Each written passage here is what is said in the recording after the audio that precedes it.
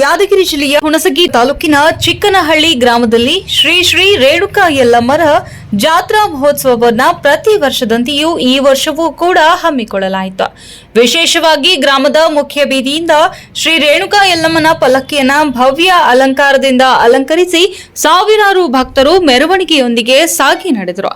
ಹಾಗೂ ಜೋಗತಿಯರು ಕೂಡ ಕುಂಭ ಕಳಸವನ್ನ ತಲೆಯ ಮೇಲೆ ಇಟ್ಟುಕೊಂಡು ನೃತ್ಯ ಮಾಡಿದ್ರು. ಡೊಳ್ಳಿನ ಕುಣಿತ ನೋಡುಗರ ಗಮನ ಸೆಳೆಯಿತು.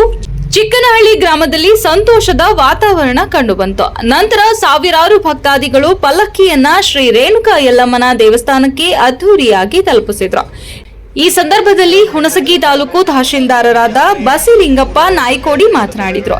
ರೇಣುಕಾದೇವಿ ಅರ್ಚಕರು ಸಂಜೀವಪ್ಪ ಪೂಜಾರಿ, ವೀರಣ್ಣಗೌಡ ಪಾಟೀಲ್, ನಂದನ್ಗೌಡ ಮಾಲಿ ಪಾಟೀಲ್, ವೆಂಕಪ್ಪ ಹುಣಸಗಿ, ದೇವಪ್ಪ ದೊರೆ, ವೆಂಕಪ್ಪ ಹುಲ್ಕಲ್, ಪಾಟೀಲ್ ಗೌಡ, ಪೊಲೀಸ್ ಪಾಟೀಲ್, ವೆಂಕಪ್ಪ ಅಂಗಡಿ, ರಾಯಪ್ಪ ಗೋಗ್ಲಿ ಮತ್ತು ಕಂದಾಯ ಇಲಾಖೆ, ಪೊಲೀಸ್ ಇಲಾಖೆ, ಜೆಸ್ಕಾಂ ಇಲಾಖೆ ಹಾಗೂ ಶ್ರೀ ರೇಣುಕಾ ಯಲ್ಲಮ್ಮ ದೇವಿ ಜಾತ್ರೆ ಅಂಗವಾಗಿ ಶ್ರೀ ರೇಣುಕಾ ದೇವಿ ನಾಟ್ಯ ಸಂಘ ಚಿಕ್ಕನಹಳ್ಳಿ ಗ್ರಾಮದ ಪ್ರತಿಭಾವಂತ ಕಲಾವಿದರಿಂದ ಪ್ರಯೋಗಿಸಲ್ಪಟ್ಟ ನಾಟಕ ಪ್ರಾಣ ಹೋದರೂ ಮಾನಬೇಕು ಎಂಬ ಸುಂದರ ಸಾಮಾಜಿಕ ನಾಟಕ ಉದ್ಘಾಟಕರಾಗಿ ಆಗಮಿಸಿದ ಗಣ್ಯ ಮಹನೀಯರಾದ ಬಲಭೀಮ್ ಬೈರಿಮಟ್ಟಿ ಹಾಗೂ ಭೀಮರಾಯ ಮೂಲಿಮನಿ, ಸುತ್ತಮುತ್ತಲಿನ ಗ್ರಾಮದ ಗ್ರಾಮಸ್ಥರು, ಮಹಿಳೆಯರು, ಯುವಕರು ಸಹಸ್ರಾರು ಸಂಖ್ಯೆಯಲ್ಲಿ ಭಕ್ತರು ಪಾಲ್ಗೊಂಡಿದ್ದರು.